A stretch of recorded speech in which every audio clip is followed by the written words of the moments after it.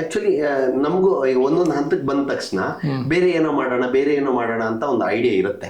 ಆ ಐಡಿಯಾಕ್ಕೆ ತಕ್ಕ ಪ್ರೋತ್ಸಾಹ, ಬಜೆಟ್ಗಳು, ಸಿನಿಮಾ ಪ್ರೊಡಕ್ಷನ್ ಪ್ರತಿಯೊಂದು ಬೇಕಾಗತ್ತೆ. ಅದರಲ್ಲಿ ನನಗೆ ಕೇಸ್ ನಂಬರ್ ಆದ್ಮೇಲೆ ಸಾಕಷ್ಟು ಜನ ಅಡ್ವಾನ್ಸ್ ಕೊಟ್ಟರು, ಆಮೇಲೆ ಸಾಕಷ್ಟು ಒಂದು ಎಕ್ಸ್ಟ್ರಾರ್ಡಿನರಿ ಬೆಳವಣಿಗೆಗಳಾಯ್ತು.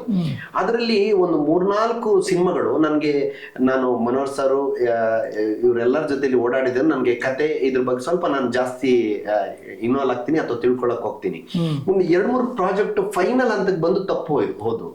ಅದು ನನ್ನ ಲೈಫಿನ ದೊಡ್ಡ ಹೊಡೆತಗಳಾಯ್ತು.